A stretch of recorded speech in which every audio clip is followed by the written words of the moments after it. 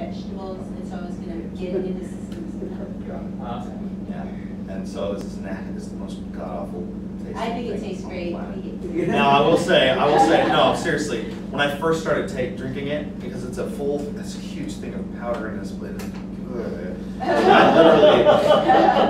I literally could not. Every time I would drink it, I'd have to get through halfway, and I'd have to come up for air, and I'd come back and I'd gag. I'd start gagging. I have to stop, and then I have to finish it. And after about a month and a half, it actually didn't taste so bad. I actually made it all the way through, and it was fine. So again, the changing in my whole taste buds, and so 5 hard-boiled eggs. It's a lot of eggs. A full cup of oats is a lot of oats. A vegetable shake is a huge vegetable shake is a lot. Then a full thing of water. Then the pills, and the fish oils, and the flaxseed, and the CLA. And just after breakfast, I was like, ugh, sitting there, and then at my 10 o'clock snack, I had to drink an entire protein shake.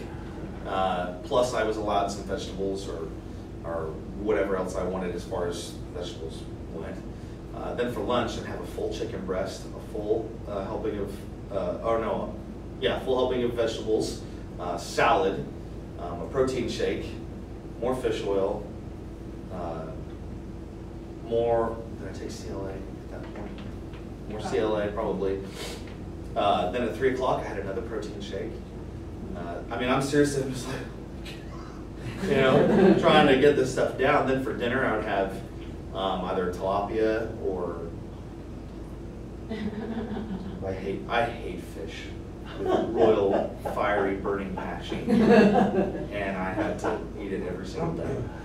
I'd have tilapia, or sometimes she would let me substitute for chicken or whatever. A full salad, a full potato, another shake, a full thing of water, fish oil. Then for my 9 o'clock meal, I'd have tuna, asparagus, another shake, and I took my green tea extract is what I took throughout the day. I didn't take green tea because it gives you a little bit of energy, but so by the end of the day, I've eaten a mountain of food, and I'm burning through it. And here's the thing: after I eat my 9 o'clock meal, I try to go to bed by 10:30, 11 o'clock at the latest. If I stayed up and I was awake at midnight or something, I'm growling, I'm hungry again, I'm just starving. And my metabolism is just on fire, burning through it all the time. So it was so much food, but it was never enough. Once my body was actually doing what it was supposed to do, and burning through all that stuff. So did the increased metabolism make it more difficult to sleep, or did you sleep better? I slept way better. Yeah. Oh my gosh, I slept way better. Here's the other thing too. I have acid reflux, bad, and if I have to take omeprazole. While I was doing this, didn't have to take a single thing. Didn't have to take a single thing. I did not know that. Yeah, I had really, really bad acid reflux, like really bad. And as soon as I started this, it was like, and I had acid reflux that would keep me awake at night. I couldn't sleep, and if I eat certain things, it was killer. It was unbelievable. And as soon as I started eating this food, it went away. So class, why do you think that is? That you wouldn't have acid reflux based on the diet? Because it's more alkaline. We became alkaline. Can I ask, how would you change this once he was down to his desired weight? How would you have changed this? Would he still be eating about all the food he can handle every day? The goal is to make a lifestyle change. So the foods that he was eating, there would be more variety. Yeah. So instead of just having tilapia, then you could have like orange roughy, or you could have halibut, or you could have cod. Or fish sticks. Fish No. sticks. No. You see what I'm saying? Like the list of proteins, like pick from those, but like measure like how much you're eating, and maybe limit your red meat to once or twice a week versus I didn't give him a lot of red meat during the diet.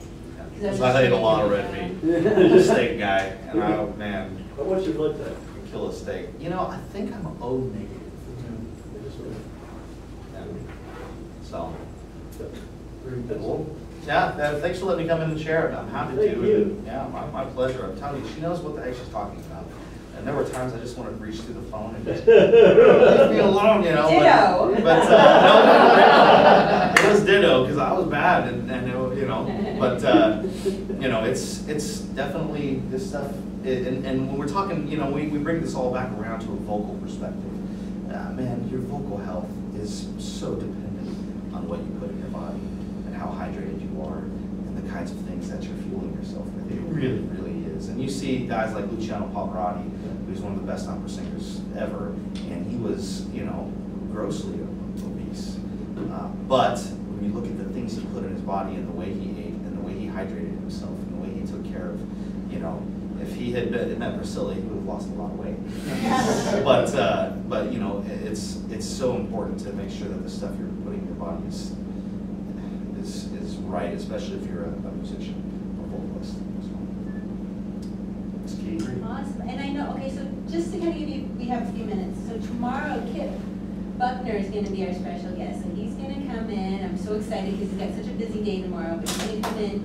But I want to make sure that you guys feel confident with a meal plan or some thoughts. So I really want to get into some nitty-gritty work of how to work out and how to eat. So I want to spend maybe at least the first 15 minutes of class tomorrow ready with just a piece of paper. Let's just get some stuff written down, because when you leave here, I want you to give me a really good review.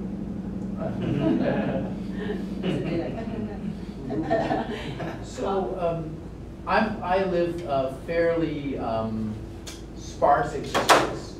And so when I hear about this, it sounds very expensive to me. So would there be some options for how to do this on the cheap? Yes, because that's the best thing, especially when you have a limited budget, you tend to buy in bulk of the same things because it's the cheapest way to live. And when I'm dieting, and when he was dieting, I mean, it was the same thing every day. If you can mentally get yourself to eating the same stuff every day, you're gonna be fine. And one of the things she told me is that, you know, that what I was eating was not, that plan is not a long-term plan. That was designed specifically to get my body so regulated and back on track and to burn the fat, and, you know, I couldn't have sustained that for longer than 2 to 3 months. It just, mentally, eating the same exact thing every single day, which is why she said, you know, afterwards, that was designed to make me lose weight and to cleanse me out. But afterwards, she would have let me have more variety and the same kinds of foods, but with more taste. And I'll be honest, it was not that expensive. It wasn't more expensive than what I was eating when I was eating out 3 times a week, or when I was, you know, it's really not that expensive when you really boil it down to what you're eating. Eggs and chicken and salad, and you know, the things that were expensive were the supplements and the proteins and the things that I was taking extra to boost my, you know, stuff and to help me lose weight quicker. So yeah, it's very sustainable, this lifestyle. I was just going to ask if fish was really that essential to the diet. Fish is your best, fish is your most alkaline, but fish is easiest on your digestive system. So when we're talking about the colon and its importance and how it functions, you just want to be easy on it, because we don't eat the kind of diet we were originally created to eat. In our bodies, we're eating a lot of different things. So with all of the toxicity that's coming into our bodies, you just want to be really, really gentle with your system, because when your colon's not functioning properly, it controls every other function in your body. So you've got to treat the colon #1 so that everything else can function properly. So start liking fish. I think probably it's because you're young and maybe you haven't had it prepared really tasty. I don't know. Maybe. Yeah. Maybe fish is just the evil food of the world. Maybe. I would agree with that, actually. I love it. Now that I'm in bodybuilding and I have to eat it like every day, all the time, I've learned how to prepare fish, and I'm like, I really like it. It's light on my system. I don't feel like bloated and all that kind of stuff. So. I will say it makes you feel really good when you actually do it. It does, as bad as it tastes for me. But then, like I said, there are ways to prepare it to where it definitely does not taste bad. It just has to get used to the taste.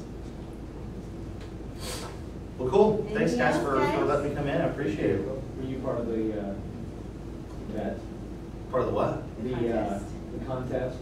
Oh, funny thing about that. So I lost 50 pounds, right? And then they're like, hey, let's have this contest. And I was like, really? I would have killed every single one of them. And I was like, I still got 20, 30 pounds I could probably lose if I wanted to go crazy. So I was like, yeah, I'll enter it. And then I weighed in at the beginning, and at the very end when I weighed in, I weighed the exact same amount. I didn't lose a pound, so I lost hardcore, but it's all Waiting for good. consistency though. That's right, so, exactly. Cool, I gotta go run and get Okay. ready for my next All class, right, so, thanks thanks, guys. fellas. My I'll pleasure. let you later talk about the. Absolutely. Oh my gosh, my pleasure, I'd be happy to. Yes. See you later, Pete. All right, see you.